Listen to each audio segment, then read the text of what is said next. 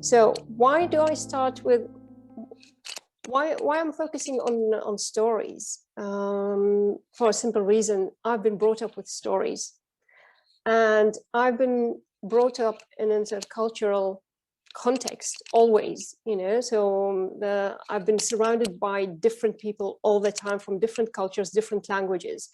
And since I was little, I knew that I was speaking a language which was different to the language which was spoken by, you know, like if we can use the term majority of my, you know, of my friends when we were little. So you go to school, and the first language, you know, that suddenly you cannot speak your own language, but you are speaking another language. So this is really how it all started. At a very young age, you know that you are different. And then it is that discovery of, and you are on a journey to discover what to do with that difference. You know, suddenly that you speak a different language, you have a different culture, and you have even a different religion, the religious background. And then suddenly, and then on top of that, of course, you know, like you're a woman, you know, like maybe now it is much easier to be a woman. You know, so there are these aspects which really defined me, you know, like, and they were there with me all the time. So it's not only about theories that I know, but you know, like I lived the intercultural experience, and I know exactly where some people are coming from, you know, like when we are talking about intercultural coaching. One thing is, you know, there are really excellent resources on intercultural dialogue, intercultural coaching, and you know, like I really advise you all to read these resources. But one thing that I always miss is, where are our stories? Where we are in that intercultural dialogue, in that intercultural context? What is my own contribution? It's not only saying that, you know, like I know when to shake the hands, when not to shake the hands, when what to wear, or what sort of presence that I'm bringing to you. So if we start with our slides, Nicola, and we can go to the first slide. So this is really a little bit the background. And I see people from different places. This is really amazing. You know, like this is a dream come true, that we have all these people from all these different parts of the world, you know, like on different continents. So welcome, and I think that is going to be, so I'd really love to have your contribution and your input as well, you know, like not only me talking. So the first thing that I would like to do is really just to ask one question, one main question. We've heard about the words intercultural and multicultural society. And what I would love to do with you is just, if we can go to the next slide. Here, you know, intercultural and multicultural society. So this is really is going to be at the back, you know, as the background. It is the thread that's going through all this presentation. So when we are looking at our aims, you know, like we will have to keep these two terms in our mind, you know, multicultural, intercultural. What do I understand by these two terms?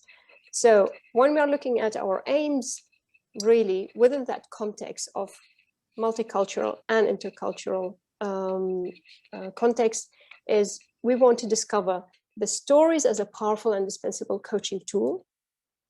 We are going to highlight the true nature of intercultural challenges, and we will see that it is not only about winning hearts and minds, but also there's something to do with our eyes, you know, how do I perceive things? And hopefully we are going to learn together how to distinguish between authentic and fake intercultural behavior. And finally, hopefully, you know, like this will set us up to, you know, like will prepare us to become proactive contributors to really much needed common intercultural narrative.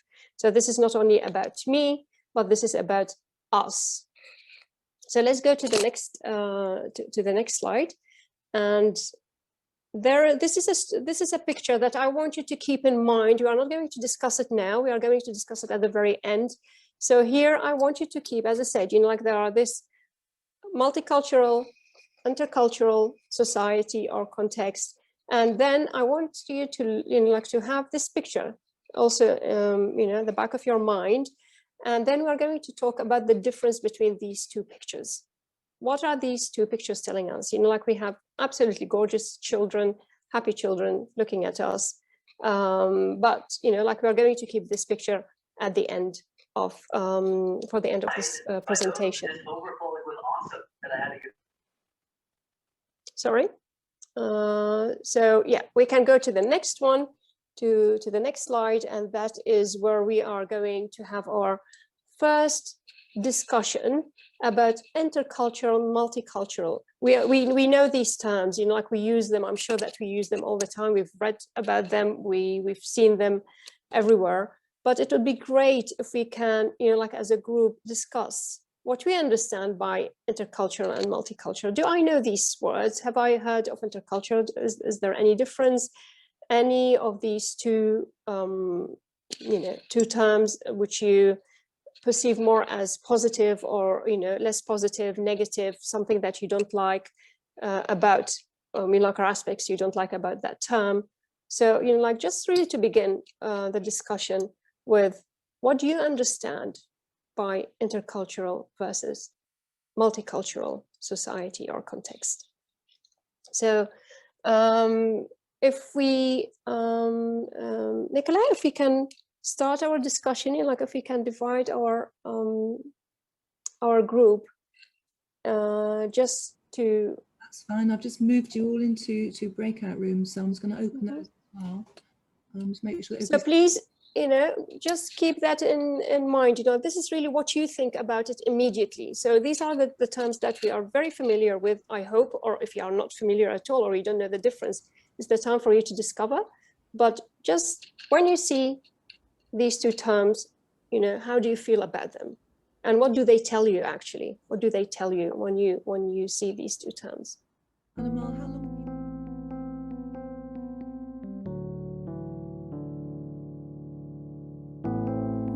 Multicultural, yeah, is the presence of different cultures alongside, depends on the setting. Yeah, multicultural is like the of many cultures, intercultural, or you have common goal. Yeah. Am I right to say that some term not so familiar? Okay, someone is saying that intercultural is a term not so familiar to them. The cultural settings that come together. Okay. Yeah, cross culture, indeed. Differing perceptions, interculture understood. Okay. Yeah. Great. Yeah.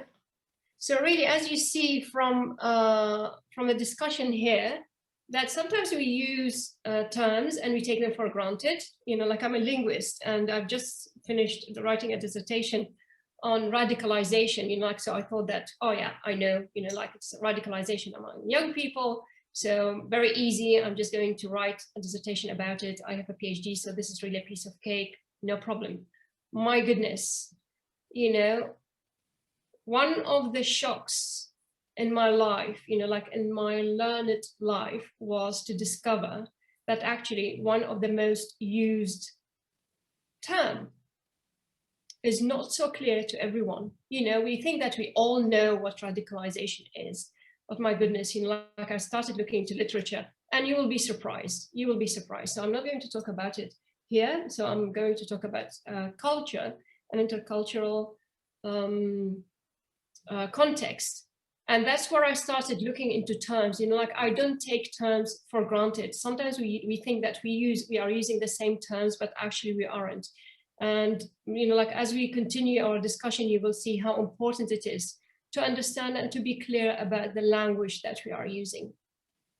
Even if you think that it is clear to everyone, so I'm going to use multicultural, I'm going to use intercultural, I'm going to use cross-cultural.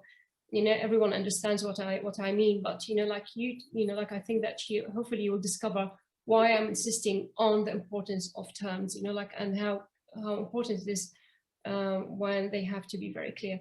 So this is one thing, is that the terms, we are going to come back to them. Like I just thought I'll start with them, but there's another part in intercultural context or multicultural context or cross-cultural context, you know, like I'll stick to intercultural context. So we have here, you know, like when I'm talking about intercultural context, we think always about winning heart and mind, you know, like winning the heart and mind of people. This is what we think, you know, like sometimes, you know, like don't only talk to the mind, but also talk to the heart. But we very often neglect something which is very important, and that is our eyes. Because really in intercultural context, eyes are very important, you know, like the first thing that, you know, like you realize that you are in intercultural context is that what you see, what you perceive. And then of course, you know, like it's about what you hear, what you think about it. But this is the first thing. And, you know, like I found in the Brothers Karamazov, something which is really very, you know, it expressed beautifully what I'm trying to say. So Ivan began, I could never understand how one can love one's neighbor. It is just one's neighbor. To my mind, that one cannot love, though one might love those at a distance. For anyone to love a man, he must be hidden. For as soon as he shows his face, love is gone. And, you know, there is one joke that I've heard, you know, I don't know if it's true or not, someone who was telling, you know, like in an interview, you know, he's a writer, and he said that he loves to be alone. He writes his books, and someone was asking him, you know, like, how do you write your books? Why, you know, like, well, when you love to be alone, you know, you don't like social contact. And he says something very interesting. He said, you know, like, I love humanity, but I find it very difficult to be with human beings. Yeah. So we have this idea of, you know, we love humanity, we love people in general, but then when we see their faces, that's a different thing. But Alyosha, you know, like observes, the face of a man often hinders many people not practice in love. And it's true, you know, in intercultural context, it's the first thing that you see is, you know, what really, what is striking. So, and when we see someone, you know, sometimes it is you know, the color, it is the way that they are dressed, their accent, how they look, their hair, the way that, you know, they eat, the way what they eat, the smell of what they eat, you know, like whatever, you know, like there are so many things that once we see these people, you know, we form our our judgment about these people or what they are doing or what they are wearing. But he says, yet there is a great deal of love in mankind and almost Christ-like love. I know that myself. And for us, it is really just to think about not only winning the hearts and minds, but also how to be practiced in love, how we look at people, you know, is the way that people look or speak or, you know, eat or do something else, you know, is that something that stops me from loving them? And do I take that also as part of my intercultural formation, of my intercultural perception? Or do I, you know, do I think that that is not important? It's very easy to ignore that point, but honestly, you know, like I hope that you will pay attention to that and you'll see how important it is. So on the, you know, like on the basis of this, and because I find it a very important point, I would like you, you know, like we'll go now to the next slide, and it will be, you know, like I invite you again to go back to your discussion room. And since we started with intercultural, multicultural, we are going to continue our discussion about heart, mind, and eyes. And is my first impression my last impression? You know, are my intercultural judgments or biases or, you know, ideas, you know, are they based on my first impression? You know, like, are they based on what I see? Or, you know, do I have the time to engage my heart and mind as well? So this is an important question. I hope that, you know, like once you get back, also it's the importance of what you see, what you perceive, and it's not only the theory about, you know, like how we can win hearts and minds without, you know, really looking at how we look at things and how we perceive things. So, you know, that's very important in intercultural context. Yeah, exactly. Yeah, based on first impression, really recognize. And yeah, it is something, sometimes it's really very difficult, you know, just to admit to ourselves, you know. I think that, you know, like when you hear about biases and first impression, you always think of other people, you know, like I'm not that person. But, you know, like it's very human, you know, like it's really very human that we have the first impression, you know, like it's very, very human, you know, like you look at something and the first thing is that whether you like it or you don't like that thing. You know, like I'm going to tell you a story that always would stay with me. I was waiting in a station. There was a mother with a little child, probably 3 to 4 years. You know, like a homeless man came and sat, you know, like on one of the seats there. And everyone tried to get, you know, like just to move away very discreetly, just to move away from that person. You know, like you could see that people were really not very comfortable around that person. You know, you don't know, and, you know, you just see everyone becoming very nervous. And then the child was fascinated by him. And he started, you know, going to him, you know, the mother was looking at horror, you know, with horror at her child. And the child started smiling and trying to say something to the homeless man. And then the homeless man started smiling back. And suddenly you realize that you are dealing with a human being. So there were 5 or 6 people there. And in 2 minutes, the whole atmosphere changed thanks to that child, because that child could see something that we couldn't see. You know, we had our, you know, we had our idea about what could happen, you know, like maybe, you know, like the diseases that we can get, you know, like I don't want to be next to that person. I don't want to be seen there, you know, for my social status, whatever. The child didn't look at that at all, you know, like, and he really, the whole thing. And then we started chatting to him and the mother started chatting to him. And then we were interested and, you know, we became friends. So that, you know, like not only became friends with the homeless man, but even people, you know, like, or, you know, like who were sitting there next to each other, not talking to each other. Suddenly the whole atmosphere changed.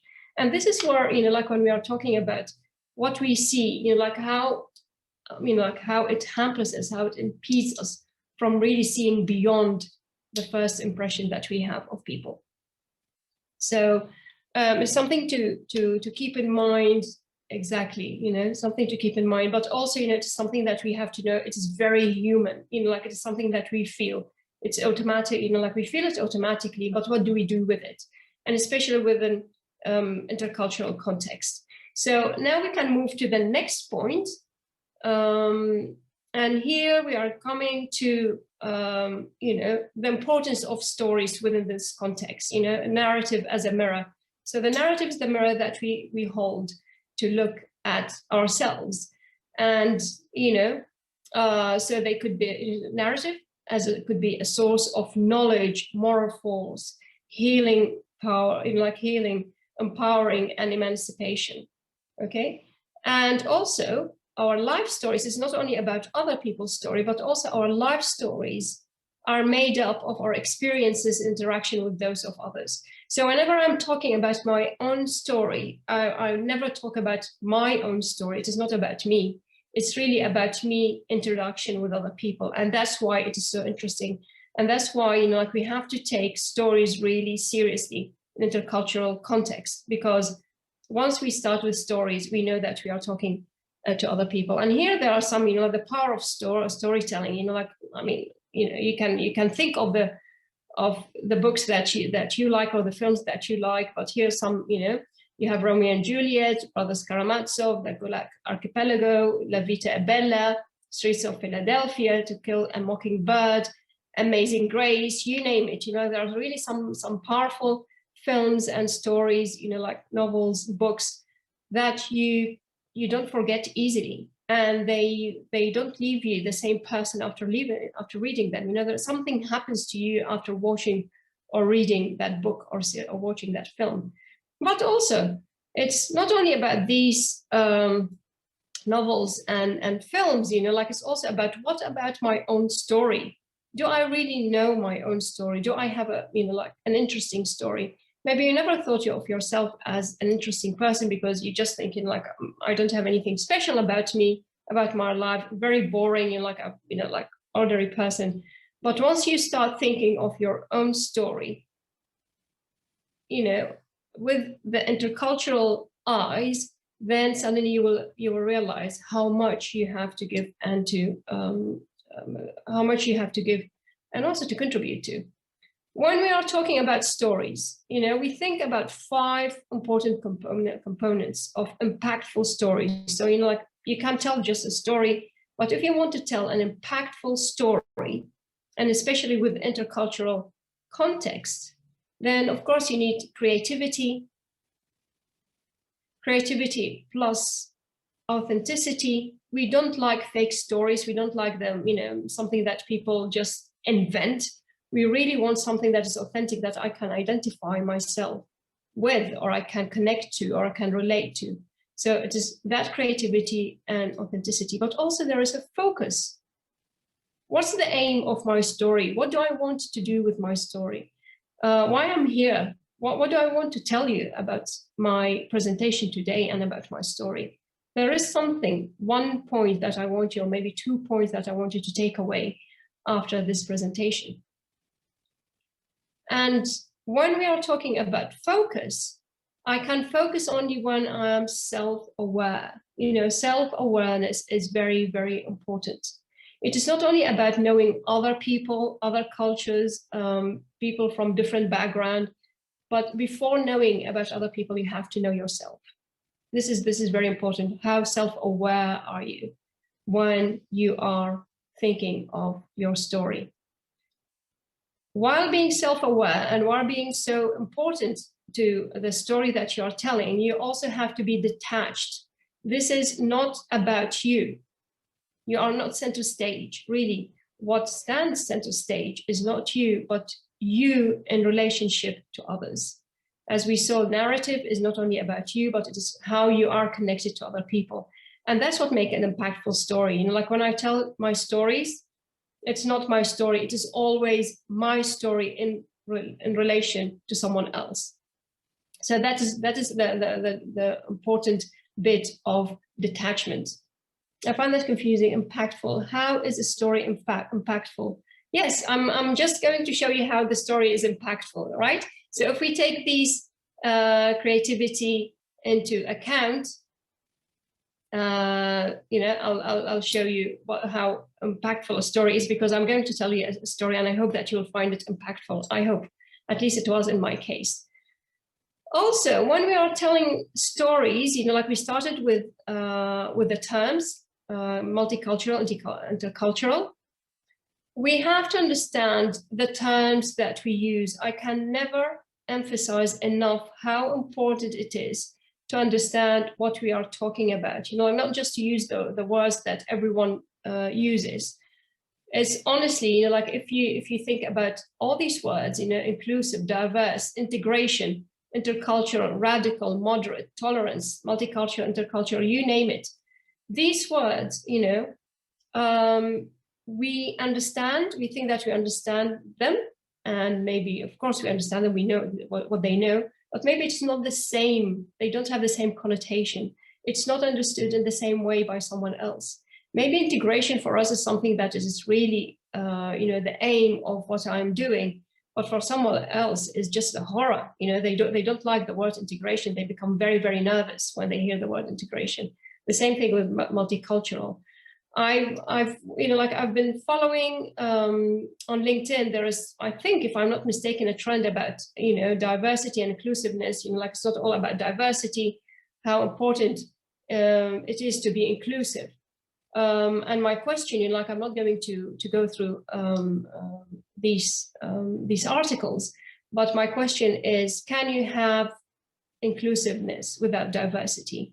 What is negative about diversity? Suddenly, we were praising diversity and everyone wanted to be diverse. And now they say, we have to be a little bit careful with just focusing on diverse. We have to be also inclusive. So these are the terms that we have to take into account in intercultural context. And when we are telling our stories, and indeed, how to understand impactful stories. You know, like we have to take the terms that we are using into account, and we have to take the components of a story. If we go to the next slide, you will see why it is important to you know, to use the exact, or you know, like to make sure that we are talking a common language with the people that we are helping, we are coaching, or we are training. Dennis Porter once said, the trouble with words is that you never know whose mouth they have been in. So when you're telling your story, when you are using words, you know, just remember this, that actually you don't know what the other side understands by the words that you are using. So if we go to the next one now, I hope that this is, you know, the story, at least it was impactful in my own, you know, in my own case. But I think that there are, if you start thinking of your stories, you will see that you, and, you know, you see the elements, the different elements. As I said, you know, like I was born in Iraq. I was, you know, like there's this awareness of being different, right? I speak a different language. It was the Aramaic, you know, like Christian. I didn't speak Arabic at home. And then you suddenly are aware that you are different. You're not the same as other children. There is a point where you become passionate about your identity. And this is really the phase of, you know, it's the stage of affirming your different identity. Suddenly you just think, well, I'm different and I'm very proud of it, you know, and usually it's the time, you know, like when you are a teenager or, you know, a little bit older, you are discovering your identity. And, you know, first, you know, like as a child or when you're little, you just want to blend in. You don't want to be different. You don't like these differences. You have really difficulties with being different. And then suddenly you are moving to the next stage where it is, oh, well, I'm different. You know, like I'm going to affirm my, you know, like and I'm proud I'm different.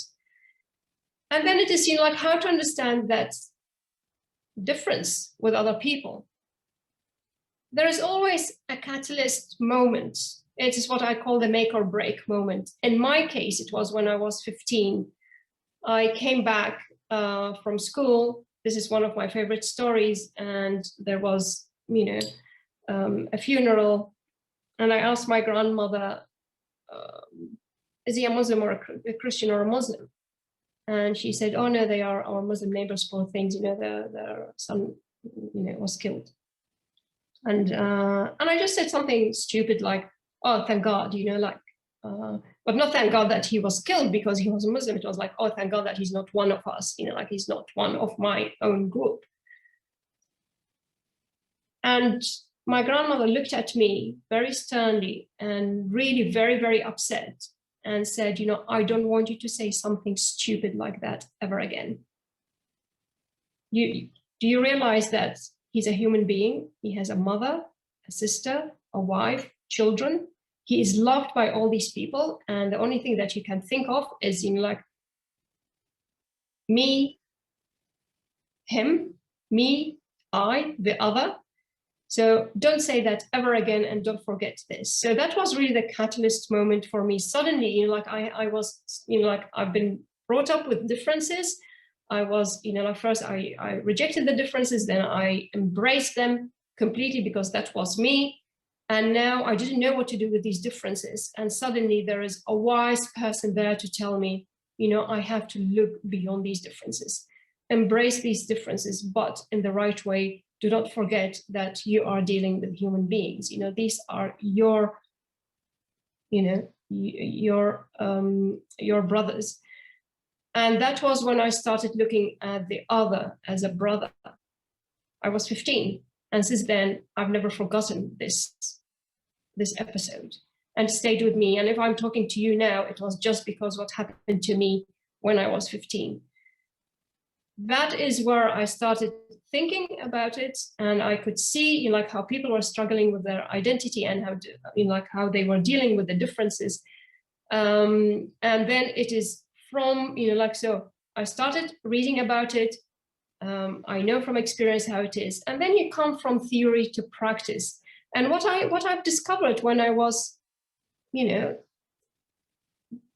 looking at it really, you know, like just studying what was going on even in society. Because in the meantime, you know, like we left the Middle East, we came to Europe. So this is, you know, like a new stage in our lives. And, you know, like, again, you are different. So wherever you go, you are different. So this is where I know exactly what it is to be different all the time. You know, like you are part of society, you are welcome, but at the same time, you are always different. You always speak with a different accent.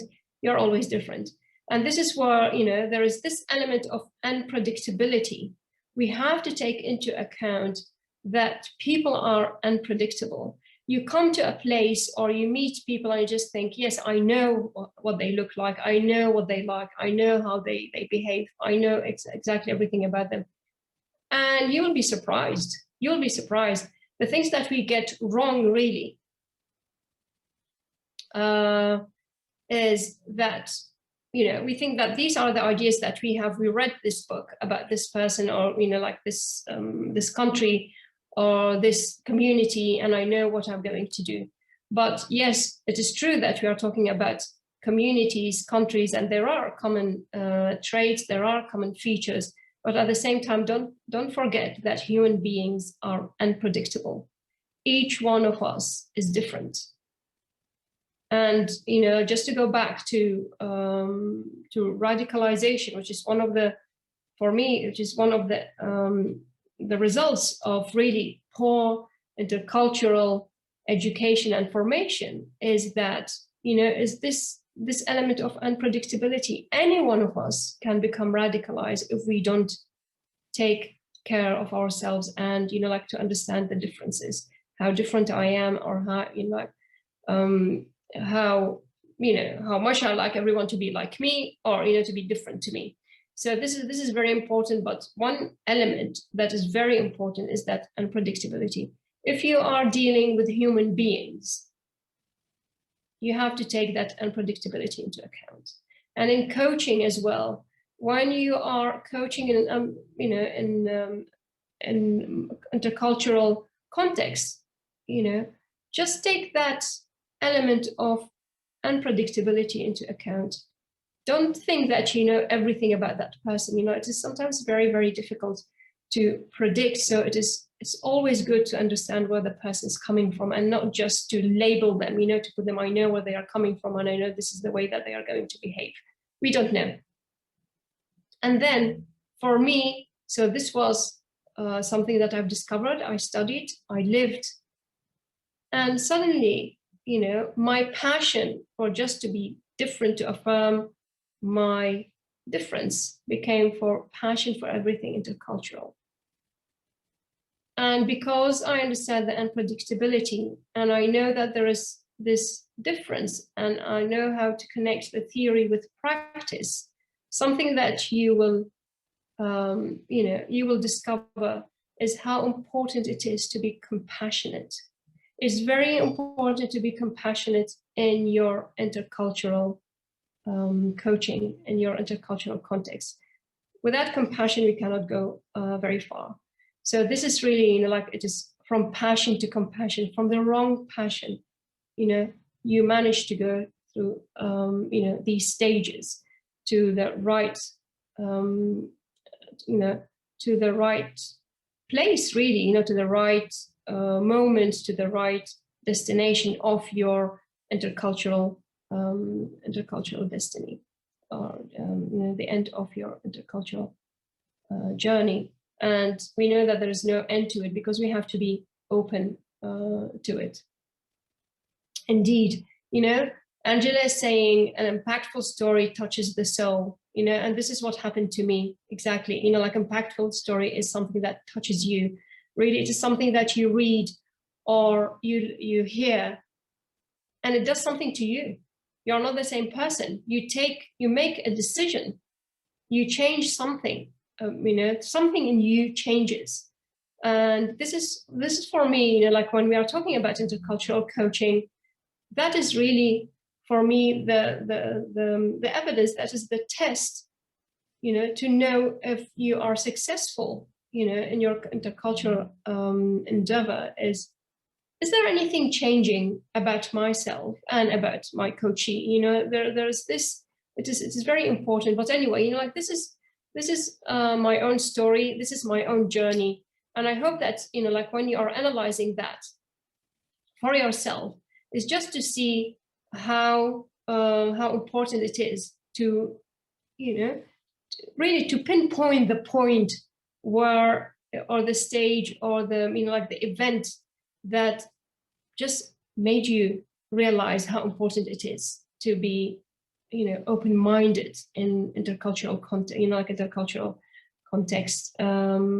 This is very important. Before we go to the group discussion, me versus the other, and my favorite story, it is, you know, like if you don't have anything that is very, you know, very important, you know, you just think, I don't have such a story that really touched me, but I know that, you know, like a story that I liked very much, and because I've read that story, I watched that film. This is something that, you know, touched me, and, you know, please share it, because as I said, you know, like in our intercultural context, sometimes, you know, we think that we can just talk about theories, but it is not. And if you have a problem communicating with someone, ask them about their favorite story. Ask them to tell you a story. What, you know, the most important thing, you know, like, but not only a story, you know, like when you're talking about intercultural, maybe it depends on if they cannot tell you a story. And most people in intercultural context, you know, they love stories. We all love stories, and they have stories. But at the same time, you know, like we can think of intercultural in terms of cuisine as well. What is your, you know, like, how do you make, you know, your favorite dish? What is your favorite dish? Can you tell me about your favorite dish? So there are different contexts, you know, like about the stories that you are asking. You know, is it your personal story? Is it something that you've heard, that you have seen, or is it, you know, an event? Is it a cuisine? Is it something that they, you know, like, is it something of their heritage? It's also very important. But also, one thing that you can do is language is very important. We've talked about the importance of language, talking in, like, using common language, but common language doesn't only stop at using the same terms.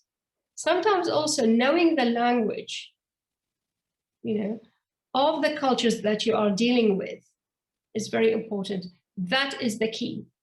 Because if you want to understand the story behind these cultures, you need to understand where they are coming from, their literature, poetry, you know. So this is need to move to breakout rooms. Okay, so this is what we are going to do. So we are going to discuss, you know, is there any story that you have, me versus the other, and also, you know, like, tell us about your favorite story. And yeah, really, their favorite story, you know, like, have you discovered that you have your own favorite story, or there's something in your life, and you think that stories can connect you to your clients, you know, with an intercultural context? Is it something that you think that, you know, have you thought of using stories, and, you know, do you have that moment where you experience change in attitude and ideas, and, you know, like, just something that really changed your life by going through something that I've been through, for example, or by reading a book, or by listening to a story, or by meeting someone who told you their stories? And then, you know, because I think that if we are coaches here, I don't think that any coach would just sit there and think, oh, what I'm going to do now, you know, like, I'm going to become a coach, you know, to help other people. The fact that you are a coach means that you have a story, you know, there's a story to tell, and you are there to listen to people's story. This is what you do, you know, like, as a coach, what we do there, you know, like, we are not therapists, we are not there, you know, to prescribe medicine or anything, you know, like, or to do tests. Literally, you know, as a coach, we have our own story. There's something that happened in my life when I decided I'm going to become a coach. And if you are a coach, you know, what you want to hear from people is their stories. You know, you are really helping people writing their stories, or pick up the pen again. Maybe they are not capable of doing it, and you just think, hey, you can do it, continue with your story. You are not writing their story for them. You are there just to say, you know, I'm here, you can do it. You know, this is something that every one of us can do.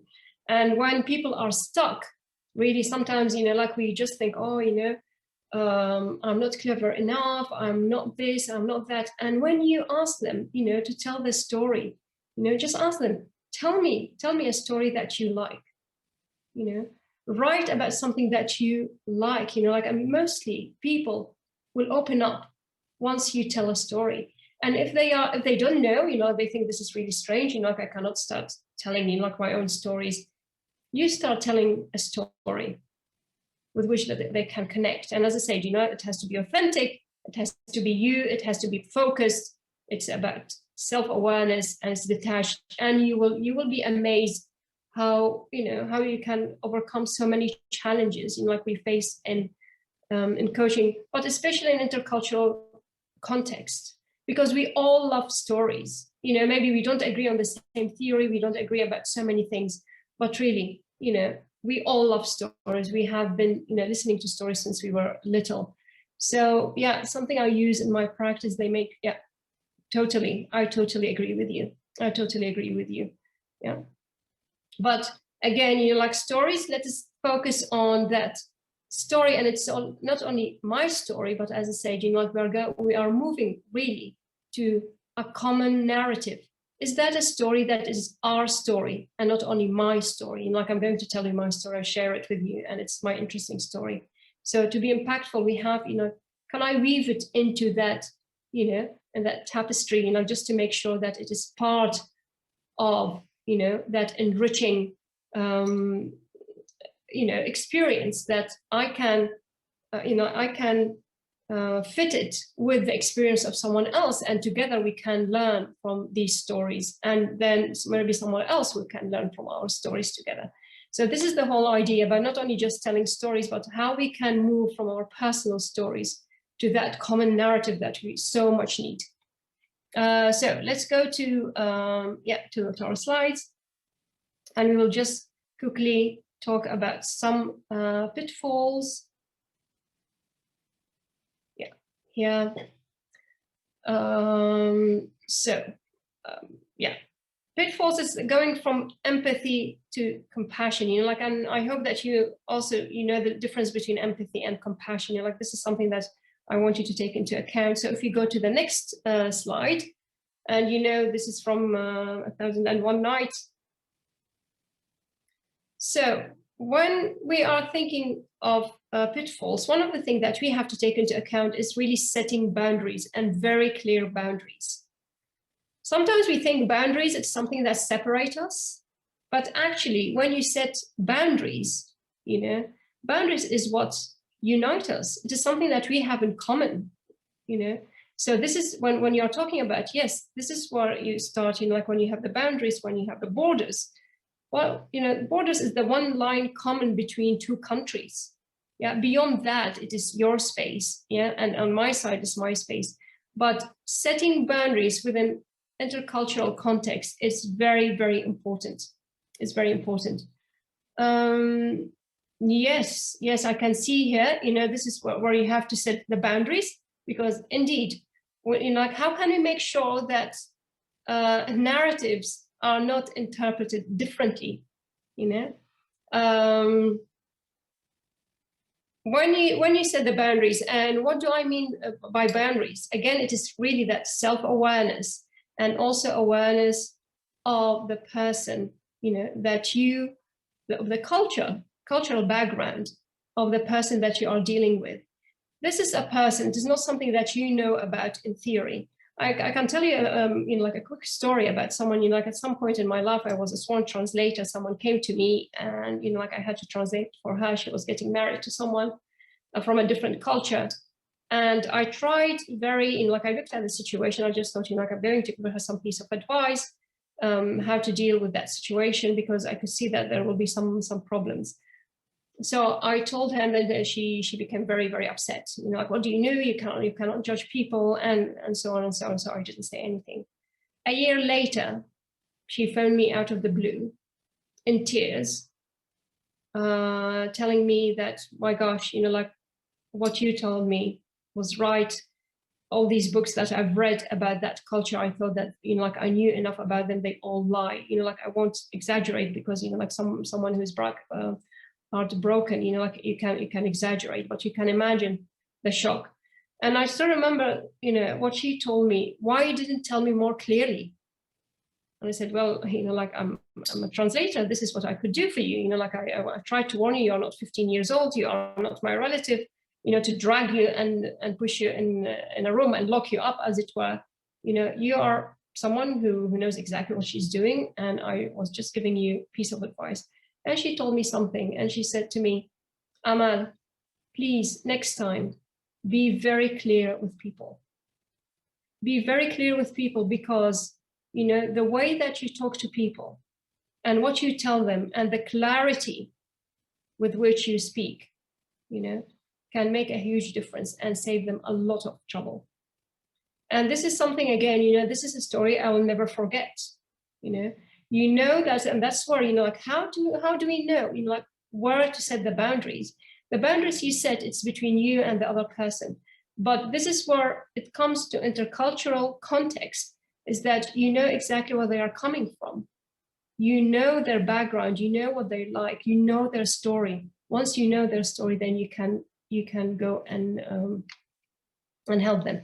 And that is so, you know, the importance of setting boundaries for yourself and for the person that you are dealing with. We can go to the next one. So just to say, by way of conclusion, in intercultural context or in coaching in general, you know, like we have, you know, stories who put the brain at work, and we have the either or approach. The either or approach. But when we are talking, you know, like what I try to say here is that actually, in order to be successful intercultural coaches, we need to keep that common narrative in, you know, like inside, really. It's something that we can, you know, like through the stories, we can discover what really unites us.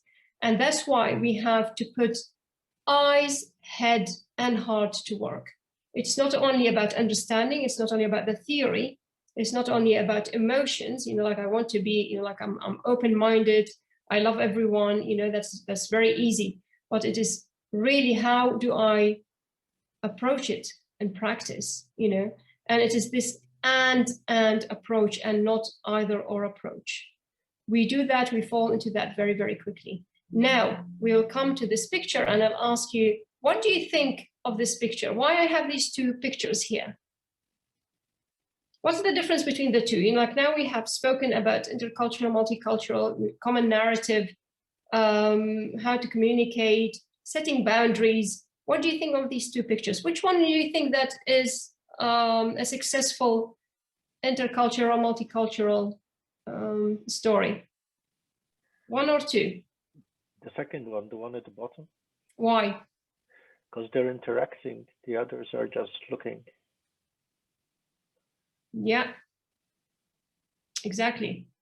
So if you look, yeah, exactly. Yes, indeed, indeed. So if you look at the first one, it is what I call, you know, this is what I call, of course, you know, it depends on what, you know, like you have to think about the terms that you are going to use and which one you are going to use, and also explain it to people. But I use the first picture to explain what multicultural is. Multicultural is when you have different people, you know, they are all very happy, they are all together, they are friends, but they are not communicating, they are not looking at each other. They are just living next to each other. And what they are looking, really, they are looking at you. They are not looking at them. There is nothing common between them, except that they are lovely and they, you know, they accept each other. You know, they are different from different backgrounds. And that is what we understand by, at least what I understand by multicultural society. Intercultural coaching stories are very important. It is something that can unite us.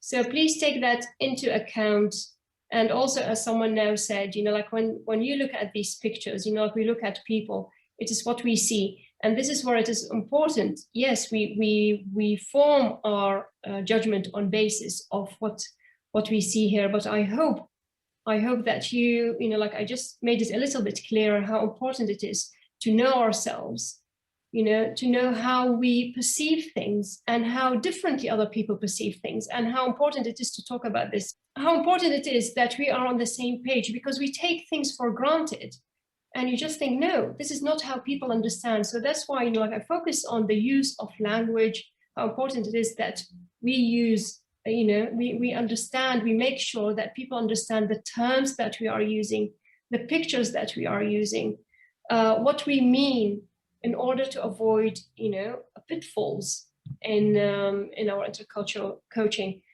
But I really hope that this was, you know, just will be the beginning. It helps you, you know, to understand how important and how, you know, how difficult or challenging more, you know, like intercultural coaching is. It is, as I said, you know, like it's not only about when to shake hands and where not. It is really understanding where people are coming from, you know, what they find important and how they look at things, and understand where they are coming from, you know. So language, images, you know, like just what you see, and then the story that you tell about yourself, the story that you tell other people, you know, like, and you listen to other people's story, and how to make, you know, come to a common narrative is for me, you know, like at the heart of intercultural coaching. And I hope that, you know, became a little bit clearer. And I'd love to hear, of course, your comments, your ideas, but thank you so much for your patience. And you can always contact me, you know, this is my professional email. Put your email address up. To hearing from you. Amal, can I thank you on behalf of everybody here, and thank you on behalf of EMCC Global for leading such a brilliant discussion and such an insightful exploration into storytelling. Thank you very much. Thank you. I appreciate it immensely.